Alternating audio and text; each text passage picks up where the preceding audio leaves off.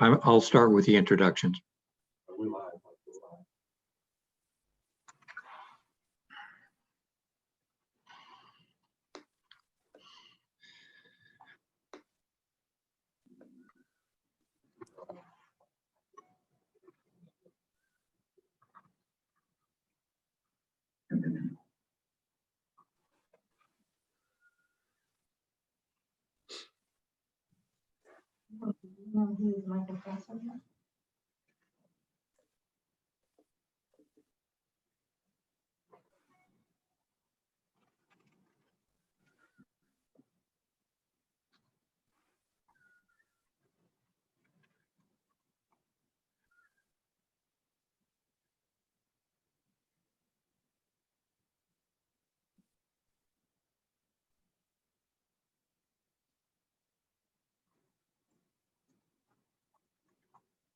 Good afternoon, everyone. I'm Michael Casserly, Executive Director of the Council of the Great City Schools. I want to welcome everyone to the annual Town Hall meeting of the Great City Schools. And this year, we are featuring an all-student panel to hear from them on issues of race, equity, culture, and social justice. I think everyone since the killing of George Floyd in Minneapolis has been acutely aware of many of the inequities that our nation is facing. And this panel is meant to hear from the students about issues of race and equity and how it is they see the future and the opportunities that they have. With us is a sterling panel of students from across the nation, including Path Thewa, who is a senior from Benson High School in Omaha. She is a representative for the district's student panel. She was born in Thailand refugee camp to parents who were originally from Myanmar. She's an active member of the city's local Karen community and has logged more than 1,000 hours of volunteer time. In addition, we have with us Alexa Butler, who is a senior at Sunnyside High School and represents the Race and Social Action Advisory Panel of the Fresno Unified School District. Alexa plans to attend college and pursue her degree in political science. Her dream school is Howard University here in the District of Columbia, where she hopes to continue her passion for social justice and community engagement and activism for marginalized communities. With us as well is Tyra Patterson. Tyra is a senior at Jim Hill High School and a junior ROTC candidate, Lieutenant Colonel. Ms. Patterson is also a member of her school's National Honor Society, the soccer team, choir, and the International Baccalaureate program. She's also a member of the Mississippi Student Advisory Council.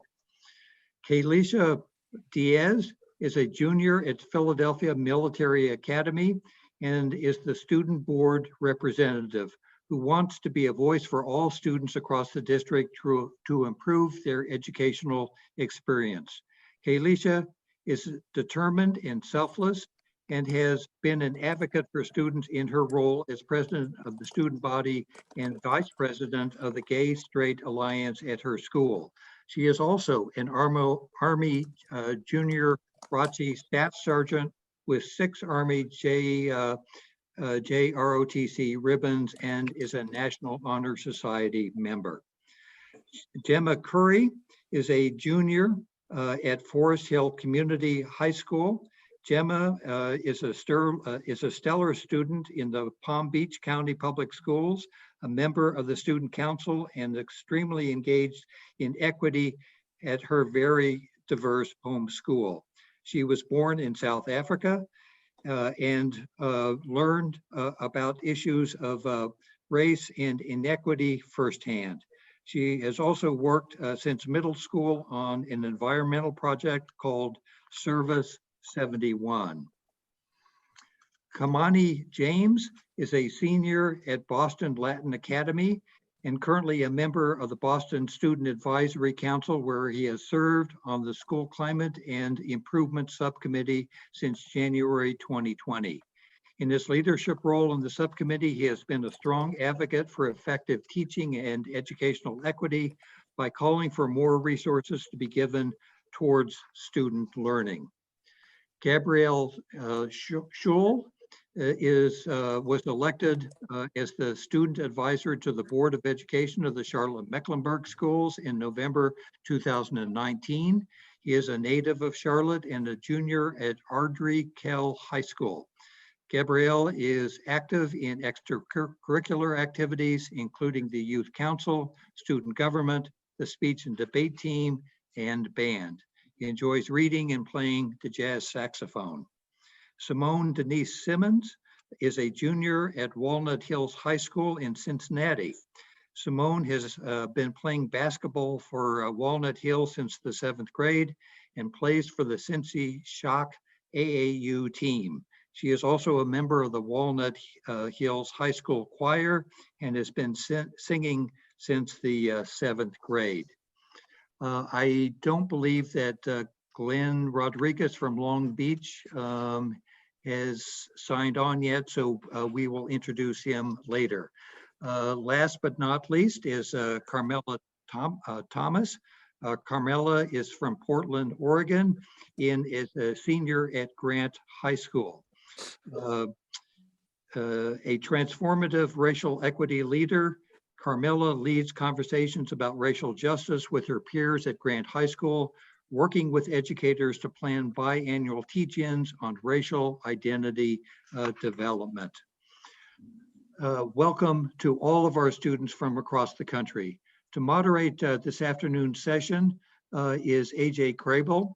AJ is a former president of the Kansas City, Missouri Board of Education, former deputy commissioner of the state of Texas for in the area of governance, and is now the director of governance for the Council of the Great City Schools.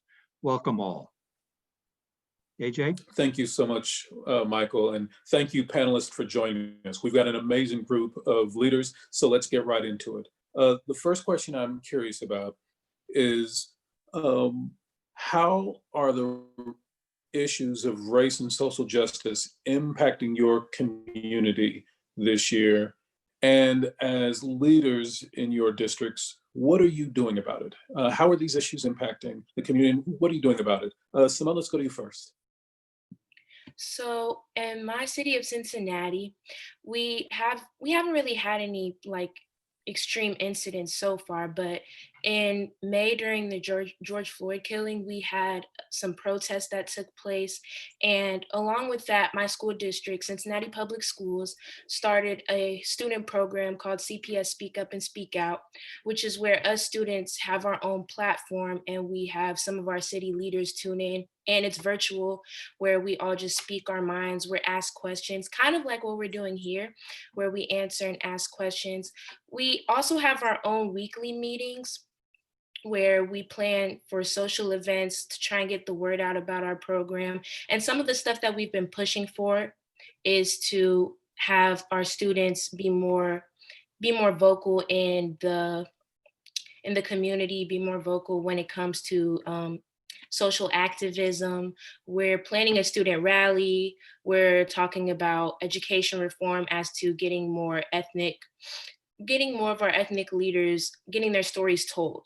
Because a lot of what we see in the education field is that we don't really learn about ethnic history. We don't really learn about those things other than for Black history specifically, we really learn about it in depth and not even as much as we should in the month of February.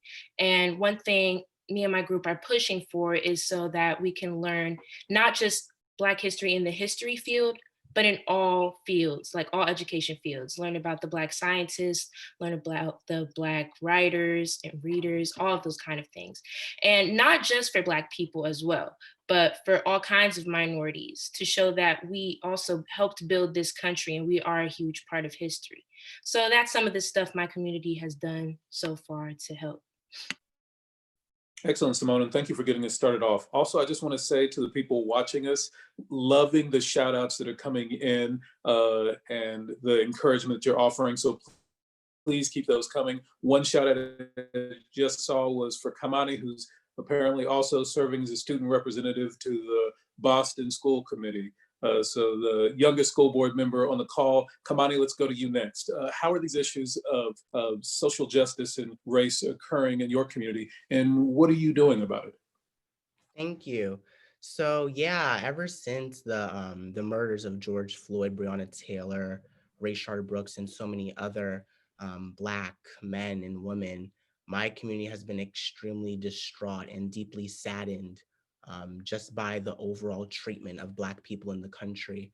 And we took it upon ourselves to really look into our own community and see what we can do to improve the sort of, the communications and the relationships between each other and our political leaders as well.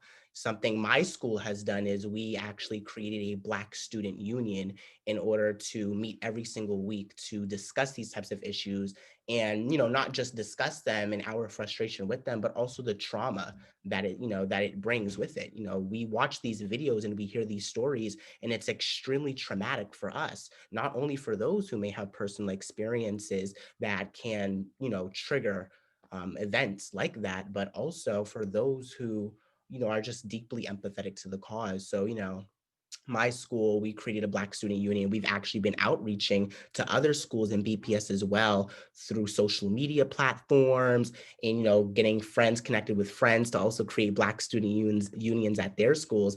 And, sort of thinking about it as a way to, one, communicate, but also to educate our white counterparts as well. I think it's extremely important more than ever in this time. We see so many of our white peers willing to advocate and stand up for the movement, and inviting them into the discussion, to the table, getting them to understand white privilege and what they can do to sort of dissemble and sort of chip away at the systematic oppressions that this country so very much displays towards our Black people, I think is really the key.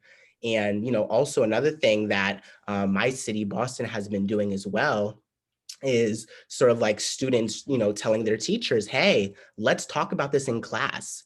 Let's connect these societal issues, these social constructs, these, deeply political and polarized conversation to the content that we're learning in our classrooms. And let's take that content and apply it in a way so when we actually get to a position where, we're out there in the real world, we can take our academia and we can apply it to create actual solutions to begin to tackle and make systematic change. Kamani, thank you so much. Let's go to Charlotte Mecklenburg next. Gabe just got a shout out in the chat box. Apparently, he is an absolute rock star as a member of Charlotte Mecklenburg's Board of Education, their student rep. Gabe, how are the situations with race and social justice playing out in your community, and what are you doing about it? Well, I appreciate that. I appreciate you guys having me. So with regard to the question of how has race affected Charlotte, I'd say there's probably nothing more that's affected Charlotte than race. It's fundamentally a city that was built off of redlining and structures that are necessarily exclusive to Black and other Black people and other minorities. So with what I've been doing, I think something similar to what Kamani is saying, as a white person, the first step towards any change for a white person comes at a personal level. So I think just being able to identify myself as a privileged person, being able to read, educate myself, and listen to stories of people of color is the first step towards doing anything systemic. But outside of that, I think we've also been focusing on reframing a narrative generally of racism, and race is a topic that's controversial or political, and understanding it as something that's a concern of human rights. And something that's just something that should not be polarizing, should not be politicized, but it is something that we should all be able to easily agree on. And I think we're moving in the right direction nowadays. As well as we've been also trying to focus on inequities within a larger system. And that comes in the form of being able to confront the fact that facilities concentrate in communities of people underperforming facilities and facilities that are a product of redlining and under-resourced communities. Those concentrate in the communities of people of color. And in my school, I think what we've been doing is trying to form connections across formerly segregated communities and now culturally segregated communities by like making sure that we can have outreach between schools, and also having initiatives like Black History Month, Diversity Day, things that can highlight cultures at the same time also confronting oppressive structures. I think those things are extremely important. And on a more holistic level, I think at CMS, we've also been doing some social learning times, which are now required for every school, at least 30 minutes once a week of talking about issues of whether it come from institutional racism or things like intolerance and things like that. I think all of those things are extremely important to creating a narrative that focuses on race as something that we have to educate ourselves on, that we can always better ourselves on. Yeah.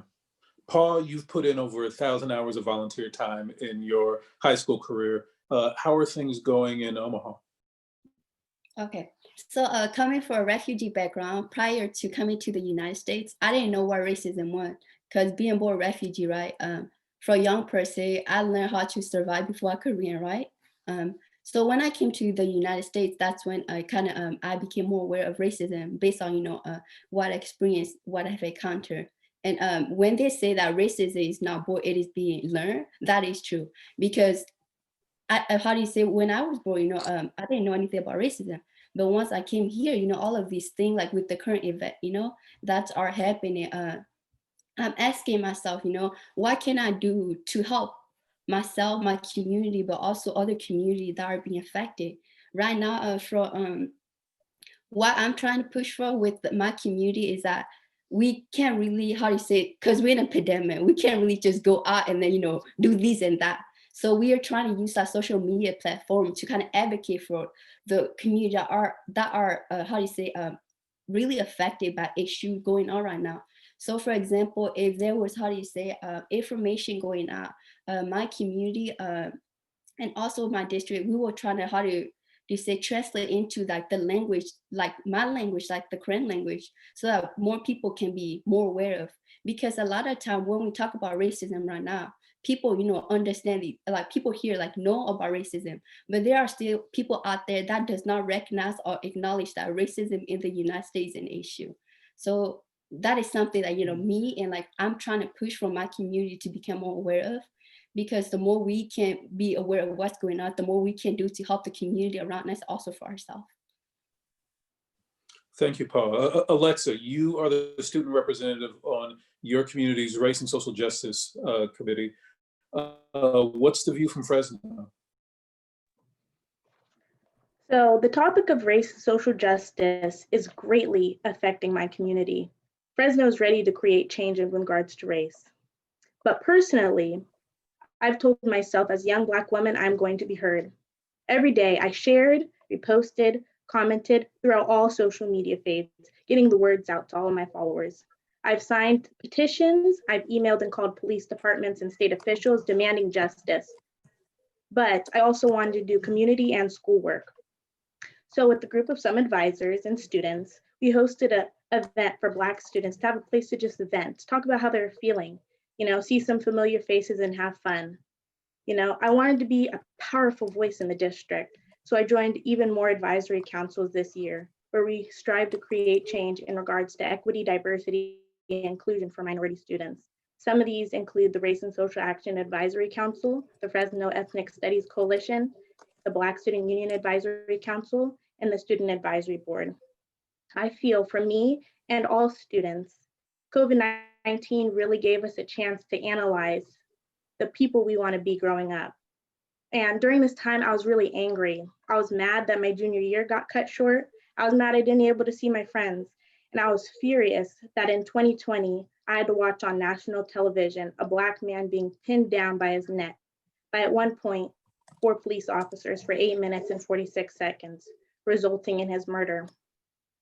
I feel a quote that really expresses how I and a lot of people in my community were feeling is, I am sick and tired of being sick and tired. And this quote was by Fannie Lou Hamer. So during this time, I told myself, like, Alexa, you have to be heard.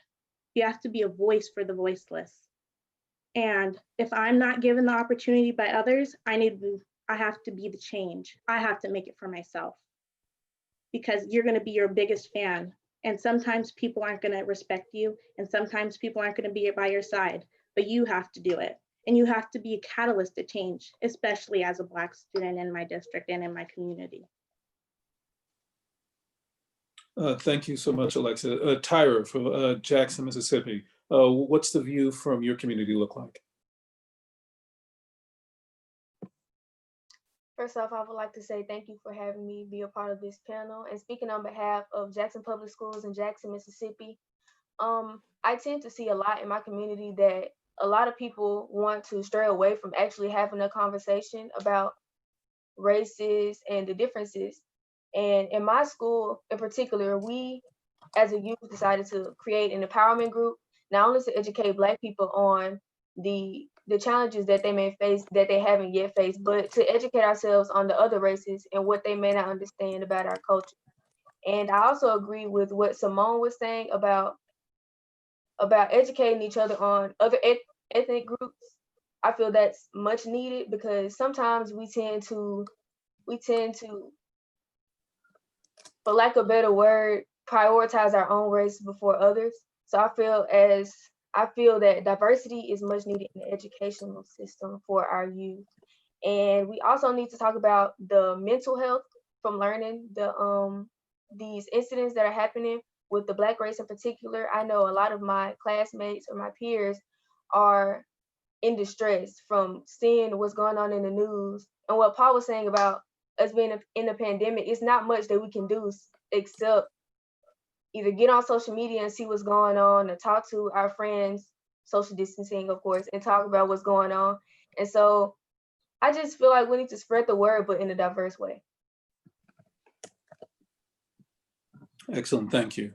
I want to transition out to a slightly different question. So you all are leaders in your schools and in your communities, but you're talking to other people who are also leaders. What do you want from the adult leaders? What do you want them to be doing? What do you want them to be focusing on? What needs to change in schools? And what do you want your school leaders to do about it? Gemma, take us away. What's the view from Palm Beach County? Yeah, well, I'm from Cape Town, South Africa, which is a country that only ended segregation and apartheid in the early 90s. So I've really seen how much, racism and oppression has affected a country.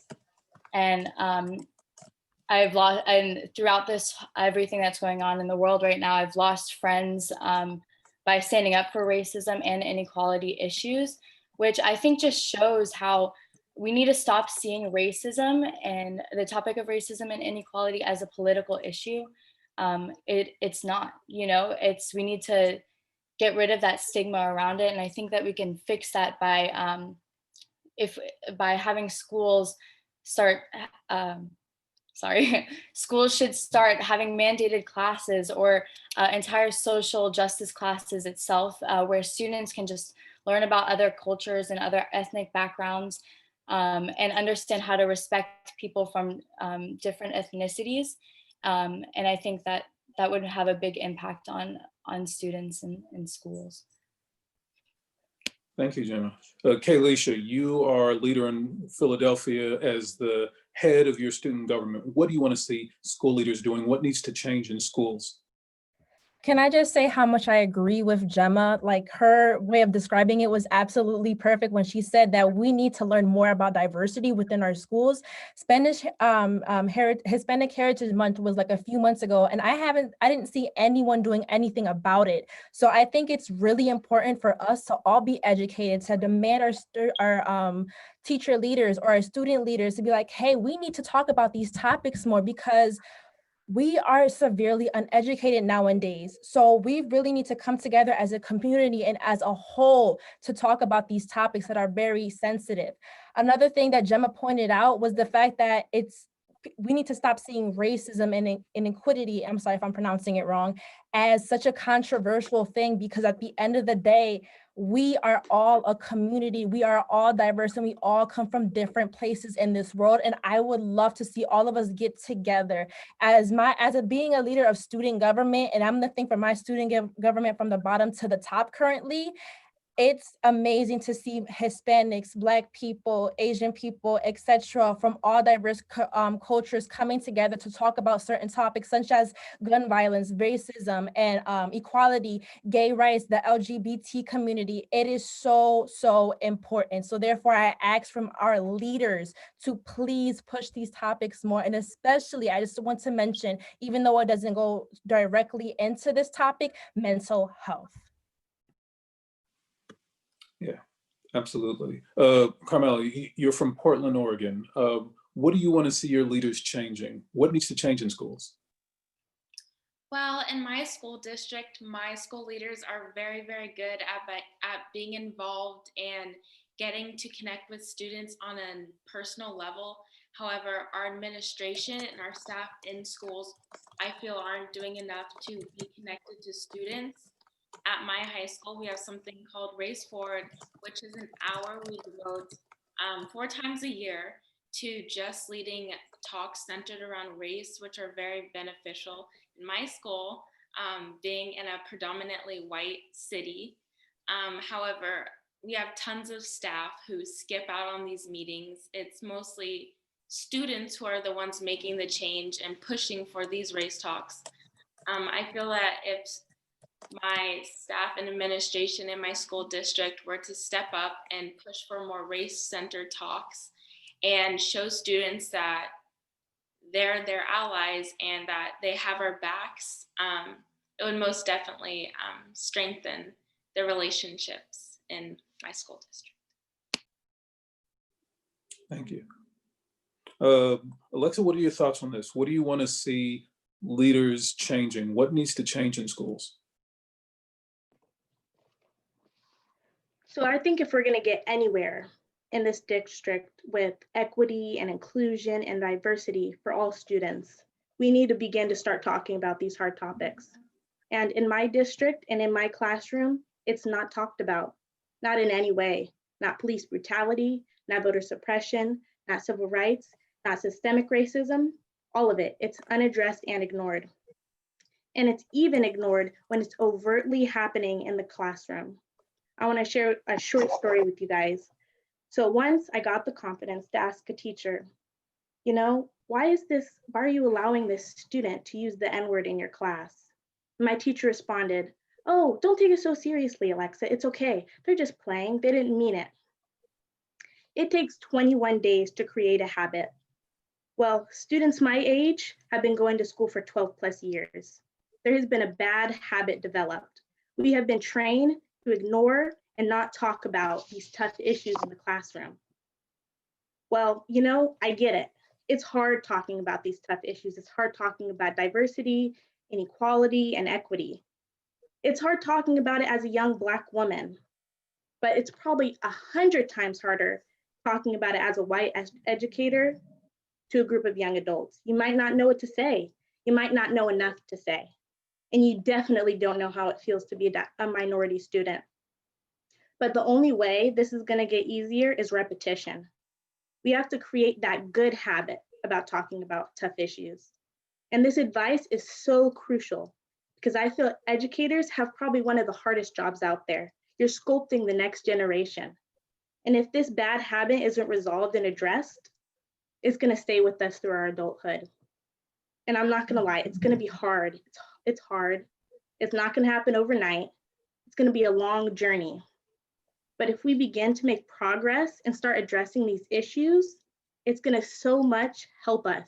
It's going to greatly affect all of our lives and the lives of students to come. So I'm challenging all educators who are on this call, make that first step in talking about tough issues.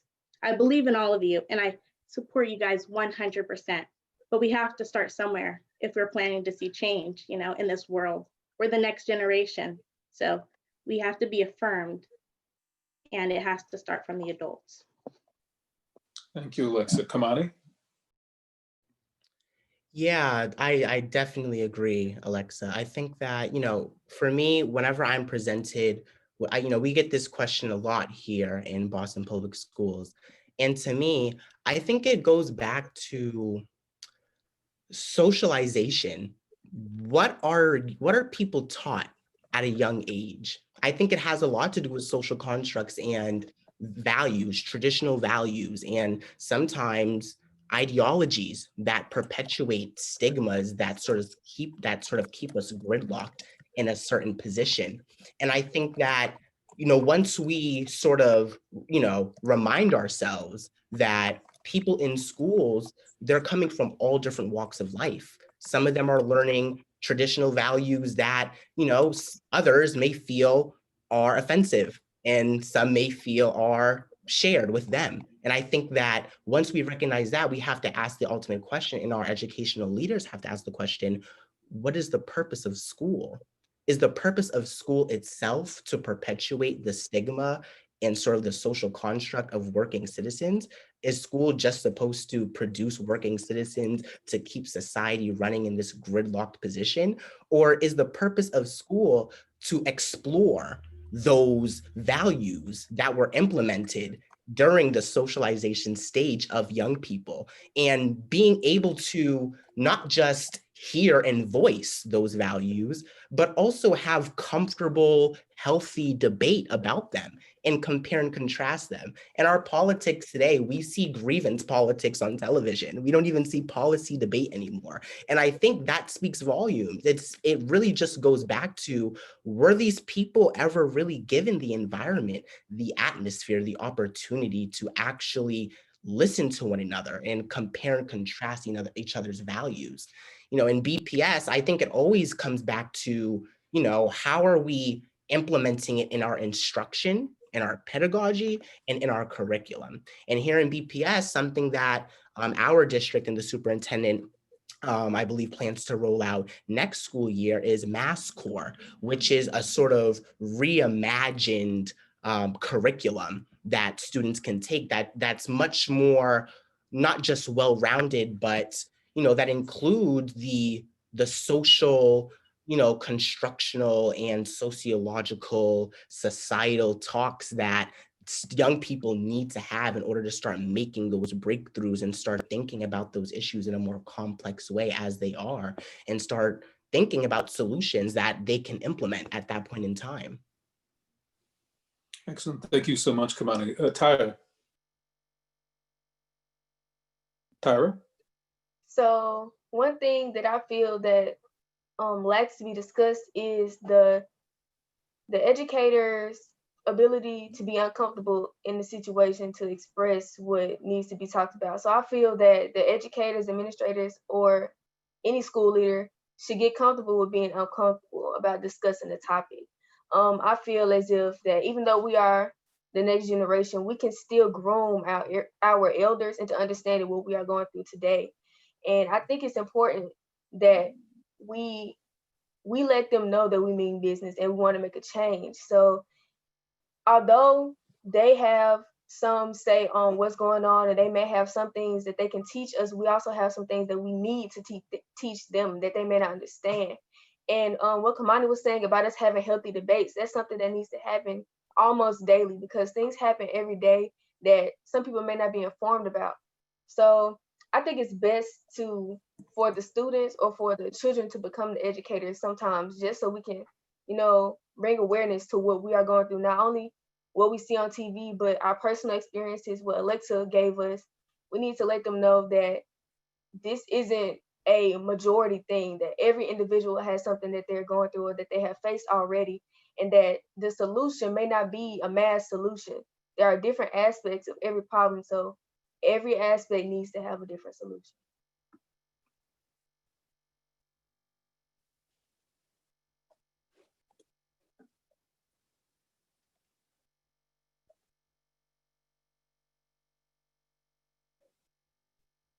Simone, what do you want to share on this topic? I think in my school district in specific, it is really important that they incorporate the students' voices more, because ultimately this is our future. This is the stuff that we are going to need. This is the stuff that we need to know for our future and the generations after us. So up until just recently, I didn't really feel like me or my fellow students in my district had a voice or had a way to express our opinions to our school board because there was no platform for us to do so. Sometimes I feel that our students, us students' voices gets like lost in the background of all the adults in charge. And I feel that us students, we need to be incorporated in that process because ultimately this is what we are learning. This is our future.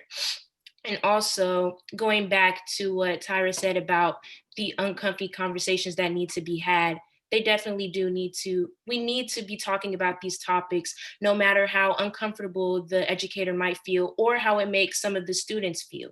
Because I've had instances where I was in class and we would skip over certain topics because people were uncomfortable. But those uncomfortable conversations, they're going to make a change. They're what need to be had because it's not just going to go away because you don't talk about it. It's still there at the end of the day. And we need those conversations to help us have a better knowledge of what's going on. So for my school educators, I would just say, please incorporate us students' voices because we do have an idea of what we're talking about. And this is our future. And we want to say what our future holds for us in the educational field. Glenn, you are a student consultant on your school's instructional leadership team. What are your thoughts on this from Long Beach? What changes do you want to see made in schools? So in terms of race and social justice, I can agree almost fully with Ms. Simmons because I feel like students are often undermined and teachers in the district in general tends to think that students may not have as good, they might not have the ability to give these actual genuine responses. And I feel like if the district and the school were to include students in these spaces, not just with other students, but with people who work in the district, that could foster much really great results that could help students and not only students now, but students in the future, because we are the source of schools. You know, schools are made for us, you know, to teach us and educate us. Therefore, we know, you know, how we feel. Our own personal experiences are unique to us. And so you can't take that away from a student. And so if you allow students to give their own opinions and the way that they feel and the things that they have experienced, if you do that, you give teachers and you give staff this really large opportunity to see how a student might perceive the things that the district is doing, whether it's good or bad. And once you do this, I feel like it opens doors so that students can have a much greater future. Thank you very much. And Glenn, again, welcome to the conversation. I want to push into this conversation a little bit more deeply and try to get specific.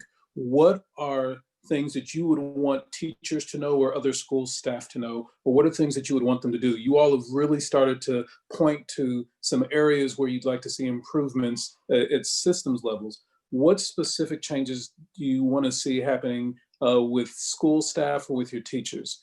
Gabe, take us away. So I think from the level of instructors and educators, I think it starts at first with an attitude, because there's a typical tendency to categorize our generation as being overly dramatic or overly sensitive about issues, which gets thrown into this idea of like political correctness, which is fundamentally not something that is actually happening, because the reality isn't that we're coming up with new ideas to make lives harder for instructors or educators. The reality is that this generation is unveiling a lot of societal structures that have long gone unnoticed.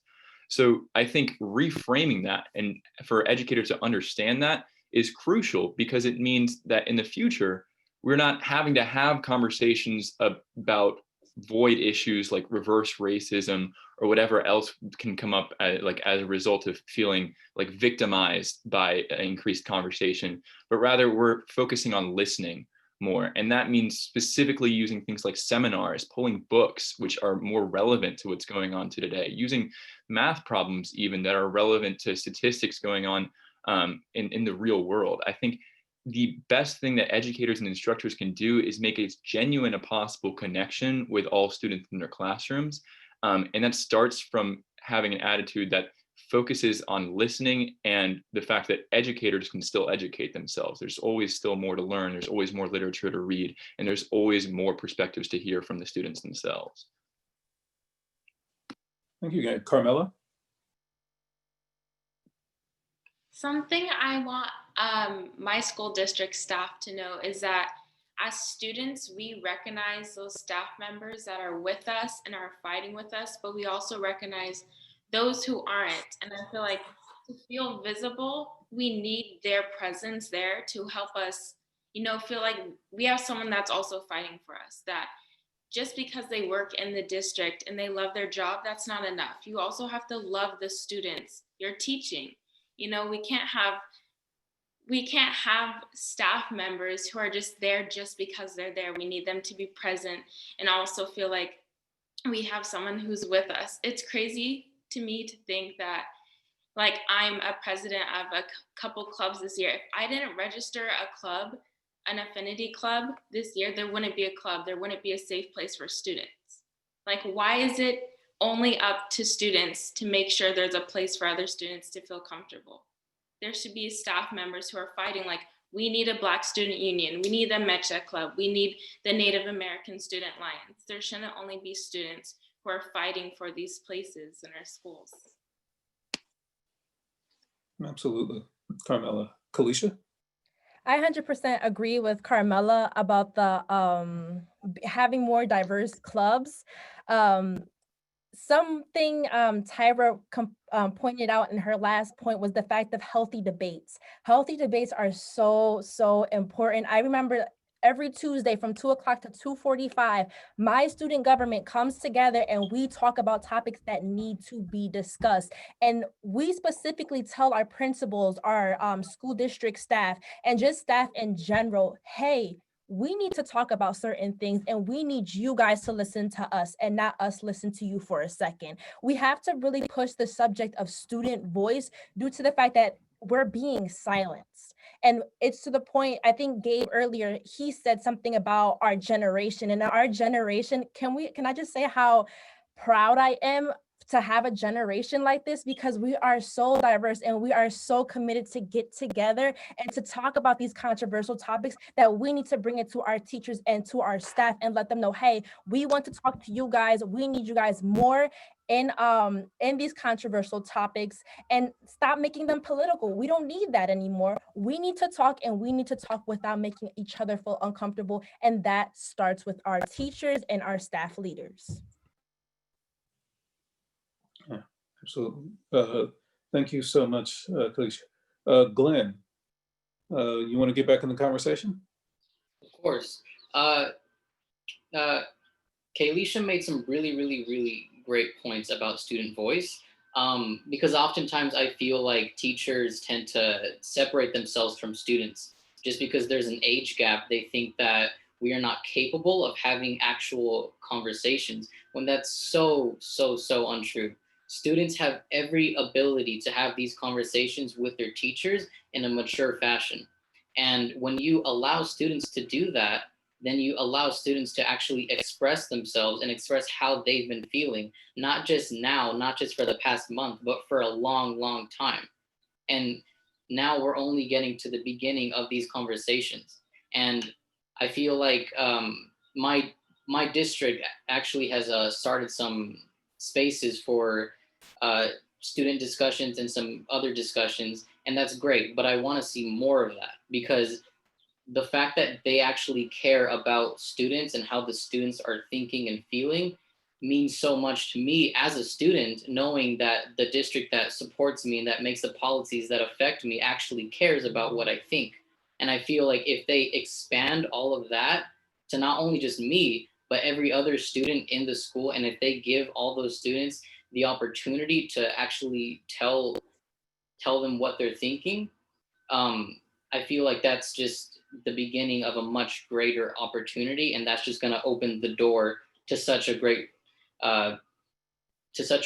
end result. Thank you, Glenn. Paul, what do you want to share? I think that with any change, you need to start with somewhere, you know, whether that is small or big. For our teacher to be more involved with us, I think they need to make it clear that they are there with us, not just, oh, should I not do it or should I do it? They need to make it clear that, you know, they're here to support us 100%. If we feel that support, then we'll be more inspired, you know, to continue and fight for the thing that we feel are unfair.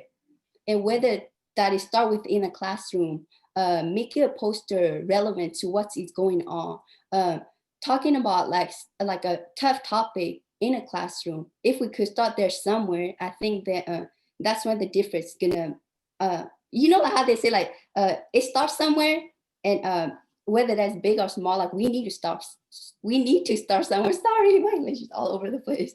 We need to start somewhere. If we don't start, and then, I mean, right now, you know, like they're here to listen to us. But after this conference, are they gonna actually take action, or just, you know, keep it in the back of their hand?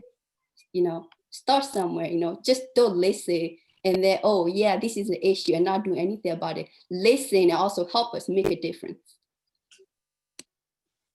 Amen. Kamani? Yeah, definitely. I just say, honestly, one word that the Boston Student Advisory Council uses a lot: adultism. If there's one thing that I'd want teachers in my school to sort of have like a presentation on, and teachers across the nation, it'd be adultism. Because I think adultism just simply encompasses, how do you effectively listen to your students? How are you able to be empathetic to what they're saying, to truly, you know, get past the point that they may be younger than you, and realize, like these students on the panel have said, that, you know, all teachers can also learn from students as well. I really appreciate the Boston Student Advisory Council's just, you know, always being willing to listen to students. And, you know, when, if only you could hear the conversations and the debate that we have, it's very different from the regular sort of conversation and debate you'd hear between a typical educator and a student. You know, when we have our debates about policy, or we're talking about next steps for a campaign, and, you know, students are voicing their concerns, you know, it's a very different response from the adult members. And one way that the BSAC manager, Maria Estrada, she's like an aunt to me almost. She always says, you know, I've been a part of the system for a long time, and I admit that I may be a little jaded because I've been drinking the Kool-Aid for a little too long, but that doesn't mean that I can't separate myself from my long-term position and truly listen. And I think that's what it's all about. I think it's about being able to separate yourself from what you are used to hearing, and sort of the, you know, what you're used to hearing in the system that you work in the district that you work in, and beginning to understand and just take in student perspective. Thank you, Kamani. Gemma? Yeah, kind of like just what everyone else has been saying. I think the media has had such a huge impact on politics and racism, inequality, all of this. It's really divided our country. And I just think that by having, you know, good educated debates within classrooms and between students, that will really have a huge impact. And, you know, on the media, you can't really tell what's real, what's fake. And so by having these conversations within schools, we'll be able to know real information, you know? So I think that's very important. And just teachers making us feel more comfortable in the classroom. There was a teacher in Texas who was literally suspended for having a LGBTQ flag and a Black Lives Matter flag in front of her classroom. And like I said, that is not a political topic, and that should be, and I feel like that would make students so much more comfortable if that was in the front of a classroom. So I think we just need to stop making these things so political. Yeah, a topic that you all have been touching on that I want to dive into a little bit more intentionally now is around curriculum and course offerings. This is something you all brought up even before we got started. what changes need to be made in terms of textbooks, which courses are offered, the frequency with which courses are offered. Let's take a switch in directly into the conversation about curriculum instruction. What courses, what curriculum changes do you want to see? Carmela, take us away. Well, I'm really excited we have this question because I really, really wanted to talk about cultural curriculum and how we can better get that in the schools. I'm so tired of us teaching kids about pilgrims and Native Americans eating together at a happy dinner, which is not the case. I shouldn't have to wait till I'm a senior in high school to start learning about what really happened. I shouldn't have to wait to start learning about African American history and literature that goes beyond slavery. I feel like these conversations need to happen at a younger age. Why are we hiding from elementary kids what really happened? This is their generation. This is their world that they're going into blindly. You know, we can't only expect at home for parents to do all the teaching. We also have to educate kids at school and say, this is what actually happened. Like, I want us to rewrite the textbooks, you know, like, let's not give only one narrative. There needs to be more perspectives on topics and go beyond the textbook. We just need to open more perspectives to kids and start at a younger age. Carmela, thank you. Simone, on this topic, what are you thinking?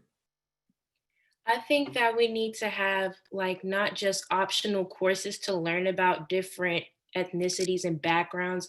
We need those to be required, because I don't think there are not a lot of kids who are, there are going to be a fair amount of kids who are going to take that because they're just interested. But there are also, we need to know that stuff. It's not something that we like, it shouldn't be an option. It's something that we need to know. And we need to like change the spectrum in which our history is taught. Because the typical storyline for history class is that Christopher Columbus discovered new land, they fought the British, they won, and it became America, and everything's all great and peachy. And we just need to learn about, we need to go more in depth. We need to learn about how Christopher Columbus had killed a bunch of Native Americans and took their land. We need to go into more depth about those things. We also need to go into more depth about the ethnic backgrounds that also make up America.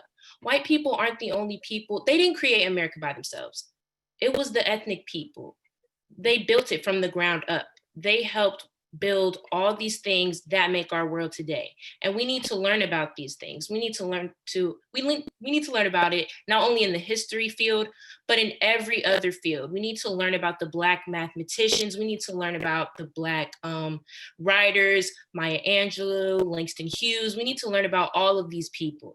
And not just in the Black community, but in all kinds of communities. It needs to be incorporated into our curriculum, so where we can have that knowledge from each part of the world. Because America is not just one race. It is a big group of people, a big group of a diverse people. And we need to learn about all these different kind of people, because that's what makes up America. And I feel like these past few years of my whole life of being taught history, it's only been about, I've only really learned about the white part. And we never really dip into the other parts of history. We never dip into any of that. And I feel that it is crucial for us to know these things. Thank you, Simone. Somewhere I hear your father clapping enthusiastically. Alexa, you want to jump in on this? Yeah, definitely. So before I begin answering this question, I wholeheartedly respect educators. I feel like they're some of the most powerful and intelligent people out there, you know, but I feel like school curriculum is lacking in some parts. You know, there's so much to get done in a short amount of time, you know. I'm not that great in math, but math teachers really push us to learn the Pythagorean theorem and all of these equations. But I feel like in some cases, especially in diversity, we're lacking in school curriculum. We need to make ethnic studies and study of LGBTQ+ all cultures a graduation requirement. It needs to be learned. And I feel like in this generation, we're wanting to learn more. We're encouraging our teachers to learn more. you know, not just in February when it's Black History Month. Then we get our, you know, monthly documentary about Martin Luther King Jr. and the Civil Rights Movement. But we want more relevant information. We want to have a conversation with our teachers and with our students, you know, debates, open and honest conversations. And the thing is, it's not politics, it's human rights. It's what we need to talk about, and it's what's gonna make us better educators, better adults, and just better for the next generation. Thank you so much, Alexa. Tyra, what are you thinking? I feel, well, piggybacking off of what Glenn said earlier about teachers really taking our age gap into consideration, and sometimes I guess it makes them feel as if they need to sugarcoat things with us as far as like our background, our history, or things that actually happened. I feel as if teachers shouldn't shouldn't hold information from us that they know we need to know. I feel that teachers need to incorporate, they need to talk to us high schoolers, I'm speaking of high schoolers, as if we are adults, because the world we're coming into is unforgiving, and we need to understand everything that's about to take place ahead of time. I respect that they teach us the past history and everything that's in the textbook, but there are new things taking place that some kids don't get access to, that they don't understand or that they don't know is happening. I feel that the textbooks need to be rewritten overall. They can incorporate older history, but new history needs to be talked about, whether it's through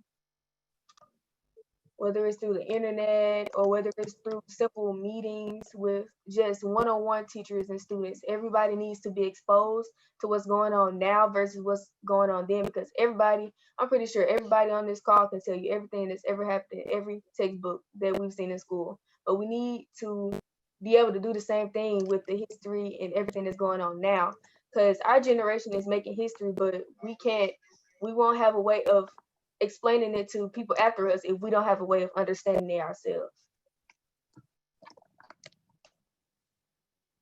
All right. I want to switch it up a little bit. I've been asking you the questions, but you all have the wisdom. You all have the answers. You probably have the questions as well, though. And so I want to change things a little bit and give you all a chance to ask questions of your fellow panelists. So the first person I want to come to is Carmel. If you could ask a question of your panelists, what would it be? And then we'll give folks an opportunity to respond to it. I have a question to anyone who wants to answer. Do you guys feel appreciated in your school district, and do you feel visible? If you've got a response to Carmela's question, just go ahead and talk to her.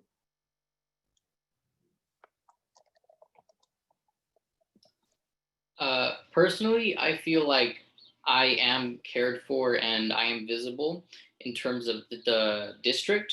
But sometimes I will admit that in school and in class, I feel as if the teachers don't exactly care what we think or how we are feeling.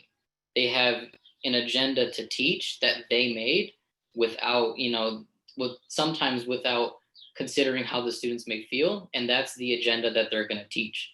And sometimes that makes me feel like I'm not as visible. Like I'm just one of their many students. And of course I am, but I still matter just as every other student matters. And the thoughts and feelings of every student matters. So in terms of a larger level, I do feel like I am visible, but when it comes to more personal relationships and interactions between students and teachers, it's not always the same thing. And now, since we're in this new virtual environment, it's even harder to make those personal connections with teachers because you can't actually speak to them as much or even in person. So it's harder to have those actual genuine conversations with teachers that could help build your relationship with them. Tyra? In my school district, I do feel well cared for, excuse me. But like Glenn was saying, with the educators that's in my school, I feel as if the educators need to have a better relationship with their students individually versus their class.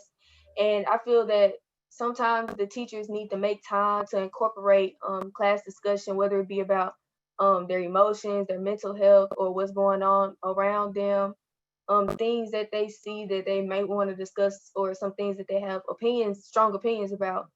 I feel that the teachers can incorporate us more in their agenda versus just giving it to us how they have it written already. They need to allow the students to incorporate themselves in the lesson, not only just learning not just what having the teacher speak and have us listen or take notes. We need to be able to discuss what we're talking about or incorporate our ideas. Thank you. Kalisha? So before Kalisha? oh, can you hear me? We're good? Yeah, go for it. Okay, so before I went to the Philadelphia Military Academy, I was at a different school, and there was the Air Force JROTC program. When I was in that program, I didn't feel like my educators recognized me enough. Number one, I am Hispanic, I am part of a minority. And number two, I'm a female. So I was busting my butt hours after hours trying to put uniforms up, making sure everyone looked great for inspection. And then once you know, I was brought with a certain teacher that looked really down upon me for I wish I knew why. During the time I was actually going to a high school event. It was how do you say those? I'm trying to think of it. A high school fair. There you go. My fault. And I was representing my old school. And then the Philadelphia Military Academy actually came up to me and were like, how do you feel at, the school? Like, do you think you can, do you feel like your voice is heard? And that really took a toll on me. I was asking myself that the whole entire night. As I was taking the car ride home, I was speaking to my stepfather, and I was just like, I don't think I can really share the things I want to share at my old school than when I do at the Philadelphia Military Academy. So when I transferred, can I just say how they appreciated me and how they heard me? Again, it's our job sometimes as students to educate the educators. When I came to the Philadelphia Military Academy, I was completely overwhelmed with so many great people, so many teachers, so many educators. Though I feel like no one is perfect, I just want to say that if you feel that you're not welcomed or you feel like you don't have a voice, please go to somewhere that you feel like you do, or start a change, start a movement, start something that makes sure your voice is heard. Thank you so much. Let's get another question out here. Kamani, what question do you have for your fellow panelists? Yeah, so my question is just about all of your leadership positions, and specifically, how do you navigate difficult situations where you feel as though your voice may be limited or you're in a tight spot? Who wants it? Gabe, what are you thinking? Yeah, so I'm the student advisor on the Board of Education here in Charlotte. And so my role is essentially I provide student input and perspective on the work of the board. I'm not a voting member though, so I don't have the same power as a regular board member. And that's an important difference, because I think a lot of times we get into talking about policies and different mandates from the board, and it's definitely a little bit overwhelming being in a place where I'm only influencing rather than voting. But I've found that my role is as much as possible to confront the status quo of schooling, because the only way forward is to never fall into a narrative where we're overly proud of everything we're doing. And we should be proud of the work we have, but we always have to continue to keep confronting, to keep fighting, and to keep finding a better solution, because the fact is that we've got so many of these issues of race and inequity ingrained in the very beginning of schooling, and they continue today. So a lot of the times when we're talking about even things like opening schools or not opening schools with regard to COVID, my first instinct is to always think about how does this look at it from an equity perspective? How are the air conditioning systems pairing up from one school to the next, right? How is the staffing and nurses looking from one school to the next? I think every time that we have an issue like that, I try as much as possible to make my voice heard, even if I can't do so with a vote. Thank you, Gabe. Alexa? Definitely. Great question, Kamani. It could be hard at times juggling all the things that all of us are involved in. But personally, I'm involved in a project called the Student Voice Initiative that my district actually just started, where students sit on advisory councils to discuss and create equity action plans with the superintendent and our respected advisors. It's a lot. I'm not going to lie, it is a lot and it is stressful. And at times, there's comments and criticisms that I get from other students and even at times educators. But what I like to keep in the back of my mind is that we're doing this for the right reason. You know, there's gonna come good out of this. But if I'm so stressed out, I also have to include good stuff in my day. I have to take a time where I walk away, where I'm not looking at the computer or at the phone. You know, maybe I'll go on a walk or a bike ride because it could be overwhelming, extremely overwhelming. And then I also try to remember we're all just people. People make mistakes. People say stupid comments. We're all people. We all make mistakes. But we just need to remember what we're doing is going to impact so many students. Now, we're mentors for young students. And as educators, they're helping us grow. So leadership is extremely important, and we're all a part of so many groups. But just remember, as educators as well, make time for just you, so you're not consumed or overwhelmed by all of the leadership activities. We're doing great work, but also remember, you know, make your mental health a priority because other people won't. Thank you, Alexa. Simone, do you have a response to this question? Yes, me myself, I'm involved with my school's newest program, CPS Speak Up and Speak Out, where students have a platform.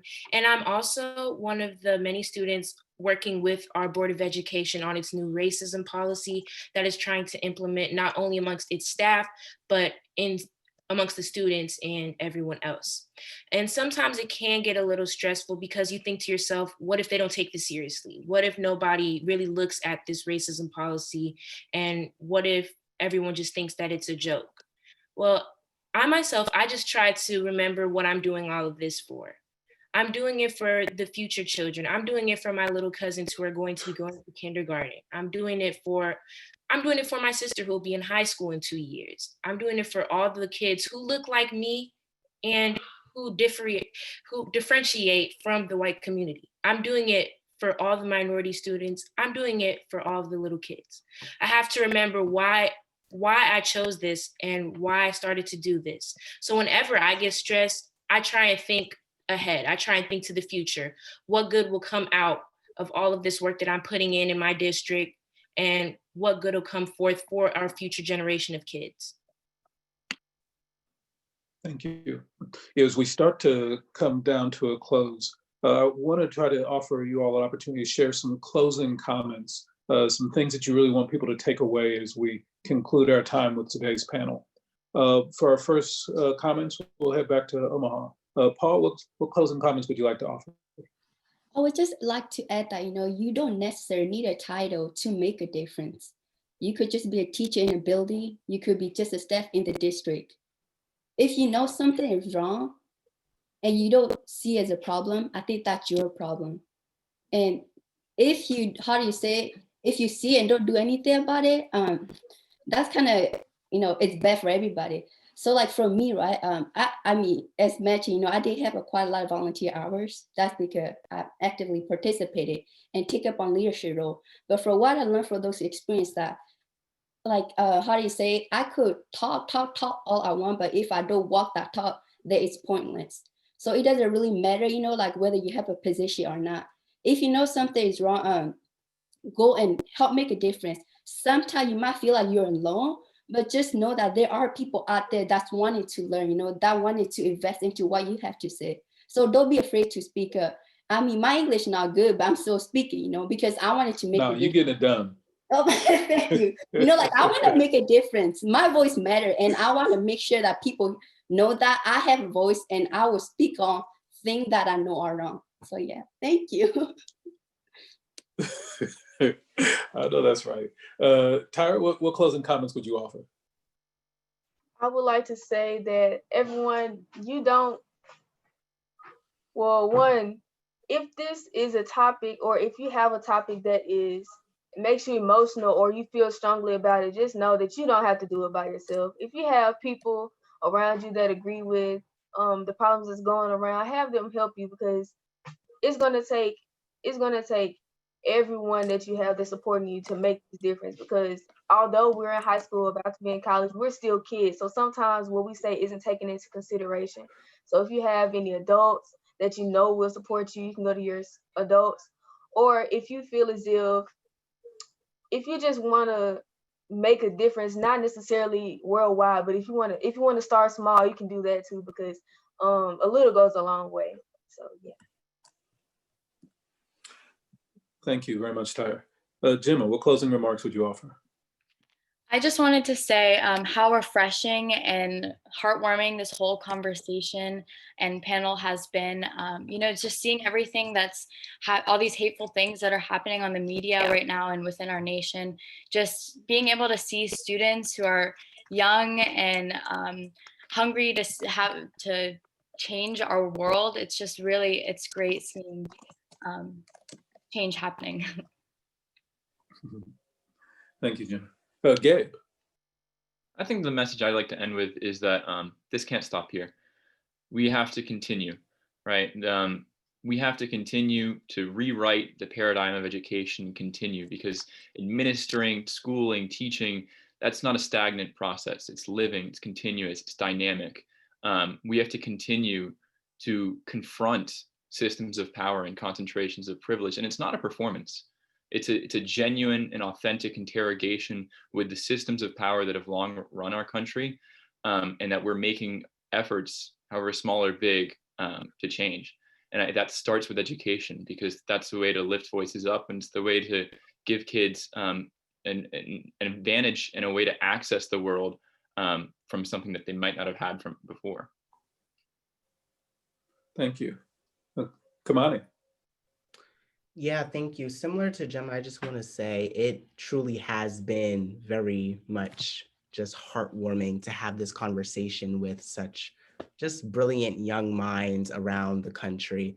You know, it really does give me a lot of hope that, you know, the movement in the direction of our society will move into one that is positive.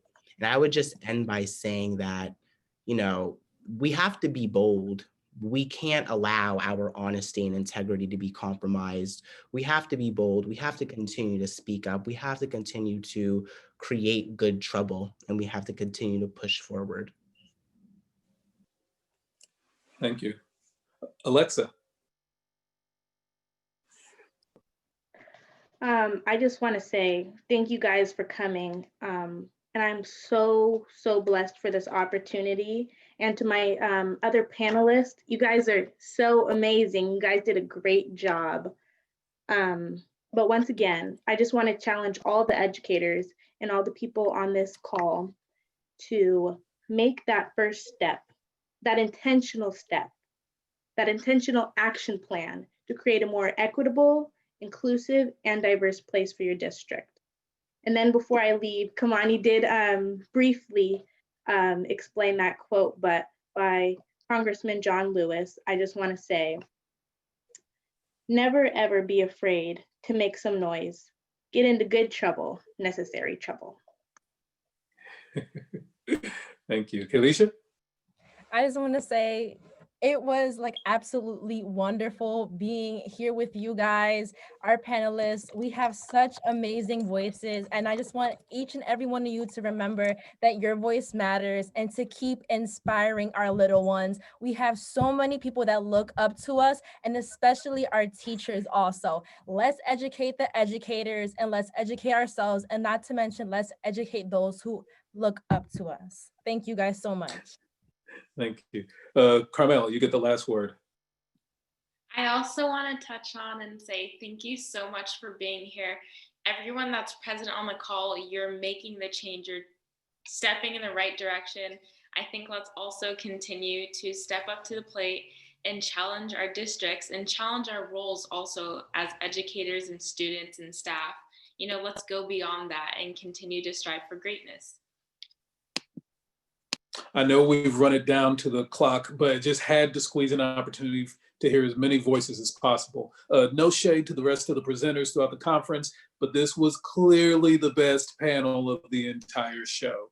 And so I just want to just give up love to all of our panelists. Thank you so much for the wisdom that you brought, for the way that you've represented your respective communities, your school systems.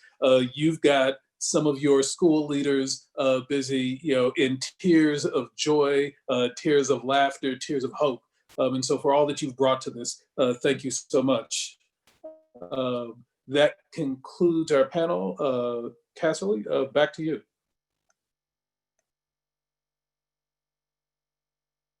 Oh, no, I'm sorry. What I'm supposed to remind you is that there are more opportunities out in the lobby to see some of our students' remarkable work and performances. So please head on out there and see some of the other things that you're doing. Finally, just as a challenge to my fellow colleagues and policymakers, find more ways to hear these voices. What we've heard today here is but a taste of the wisdom and capacity that exists in our schools. Challenge each of you, find ways to pull these voices into the work that we're doing all day, every day. Thank you all for being here. Have a blessed day. Thank you. Panelists, you all are just amazing. That was fabulous.